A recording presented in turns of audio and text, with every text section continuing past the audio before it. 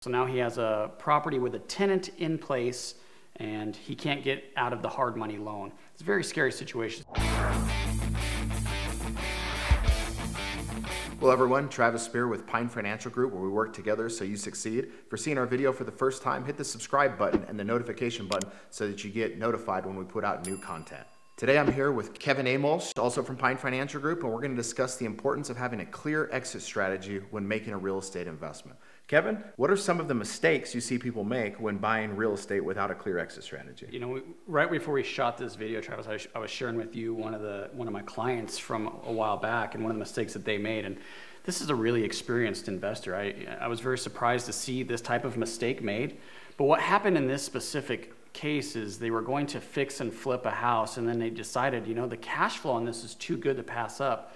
So they wanted to rent it.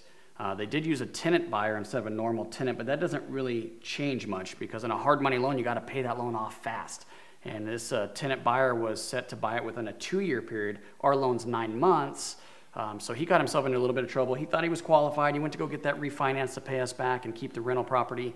And you know what? He didn't qualify for that loan. So he has to sell the property.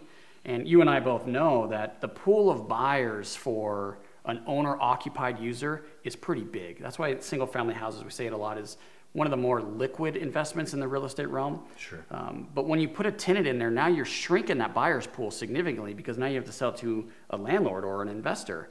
And whenever you shrink the demand or the pool of buyers, it really hurts the value. The value of the property came way down. So he ended up losing money on this property that he was excited about, he would have made money with, and it was going to cash flow, all because he didn't have that exit strategy set up front.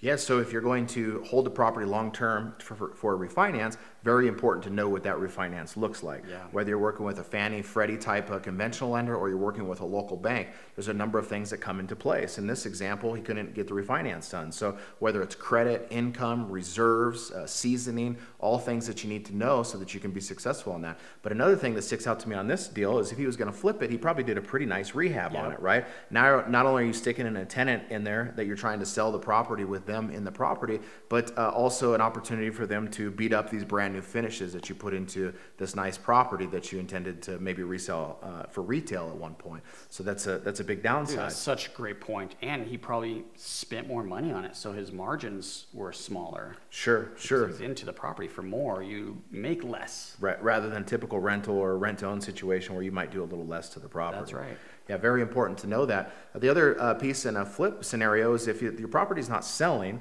sometimes somebody might think, oh, well, in this case, I'll put a tenant in and refinance it. But as we're just also discussing, probably better to actually lower the price, maybe break even or even lose a little bit of money on the deal to get it sold now rather than go through the refinance process, especially if you can't get that done, deal with the tenant in the property you didn't intend to have a tenant in, and possibly have to rehab again before reselling it, and however long that might be, 1 to 3 years. We see it all the time. It's chasing the returns and chasing the profit. And you know what? We say it's okay to lose a battle. You have a war here you're trying to win, right? So live to fight another day. Sometimes taking a small loss on one deal to move to the next is a very smart strategy.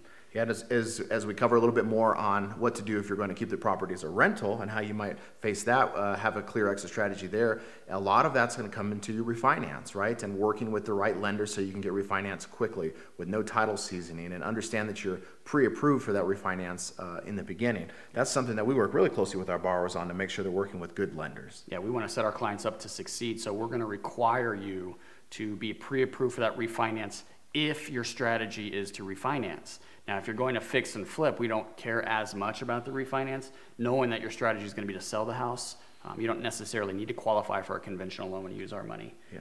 Sometimes one of the things you might run into when you're going to do a refinance is how you take title of the property. Yeah, good one. Conventional or Fannie type Freddie loan, they're going to require that you take title in your personal name. Now, in some cases, you could quitclaim the deed to your personal name to get the refinance done, but in some cases that could actually cause a delay in the ability to refinance it. So make sure you know if you're going to keep it as a rental property, you might buy that in your personal name, or a lot of smaller banks may lend to your entity with a personal guarantee. So very important that you take title correctly when you're going to refinance a property for a long-term hold. Yeah, so I guess to wrap this up, I would encourage the listeners here to maybe call us if you're looking at a deal and get some feedback and some advice before you move forward.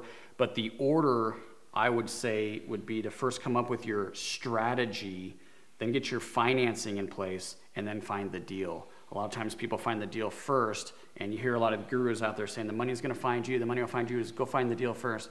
Well, without the strategy and the financing in place, it becomes a little bit more challenging. So I would say that would be the order: strategy, funding, and then find the deal. Absolutely. Thanks for joining us today, and check us out at www.pinefinancialgroup.com.